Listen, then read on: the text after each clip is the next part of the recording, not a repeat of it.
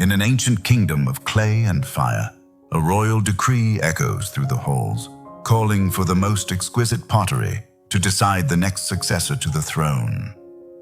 Master artisans toil under golden beams of sunlight, their hands shaping the raw earth into vessels of grace, each movement a silent prayer for greatness and royal recognition.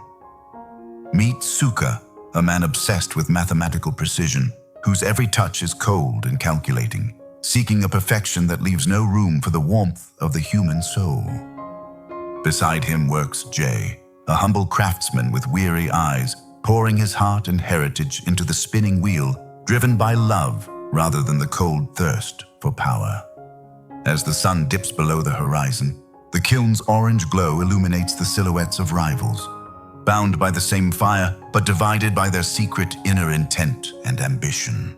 Suka dreams of the crown and the glory, while Jay only hopes his work reflects the truth of his spirit, unaware of the trial that awaits them in morning.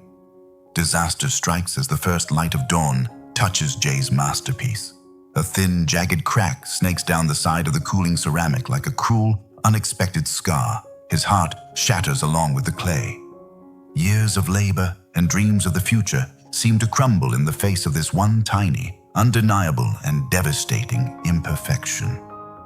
In the shadows of the workshop, temptation whispers. A jar of colored wax sits nearby, offering a quick, invisible fix to hide the truth from the king's sharp eyes. Jay looks at his reflection in the water, seeing a face divided by shadow. One path leads to a perfect lie, the other to a difficult and shameful truth. With a trembling hand, and he sets the wax aside. He cannot build a life on a foundation of deception, even if honesty means losing everything he has ever wanted. The air grows cold as he prepares to face his fate. A cracked pot in a world that demands perfection feels like a sentence of certain and public failure. The royal palace looms, a majestic fortress of marble and gold, where the ultimate judgment will be passed under the watchful eyes of the aging and very wise king. Suka steps forward with a flourish, unveiling a vase so smooth and lustrous it seems to glow, earning murmurs of awe from the gathered court and the noble lords.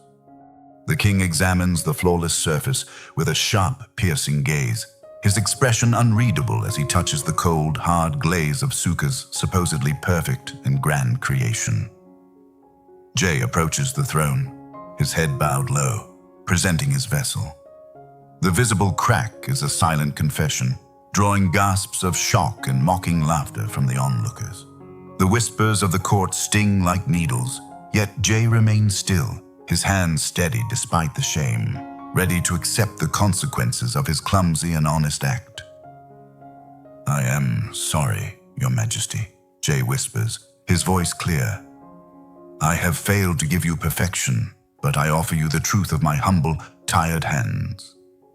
As he speaks, the harsh lighting of the palace softens. A strange warmth begins to fill the room, centered on the man who finally dared to be imperfect. The king rises from his throne, the heavy silence weighing on everyone. He ignores the perfect vase and walks toward the cracked pot with a measured, deliberate step. He takes a pitcher of water and fills both vessels to the brim, testing their worth not by their appearance, but by their hidden ability to hold life. Water drips slowly from Jay's crack, falling onto a small, withered plant sitting at the base of the throne, soaking the dry earth with gentle and rhythmic beats. Suka's vase remains full, but as the king taps its side, the hidden wax begins to peel away, revealing a hollow and fragile structure hidden beneath the surface. The deception is exposed. Suka's face pales as the king reveals the emptiness of his craft, a reminder that a beautiful facade often hides a shallow, greedy soul. In the soil beneath Jay's pot, a tiny green sprout suddenly pushes through the dirt, nourished by the leaking water that everyone else saw as a fatal flaw.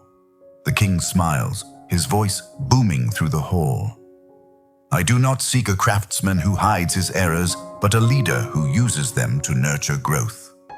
Years pass, and Jay, now a master teacher, stands in his workshop, showing his students that a scar is not a sign of weakness, but of true character. In psychology, We call this the paradox of perfection. And when we hide our flaws through lies, we create an internal rift that eventually shatters our very identity. The cracked pot now sits in the royal garden, a monument to the truth.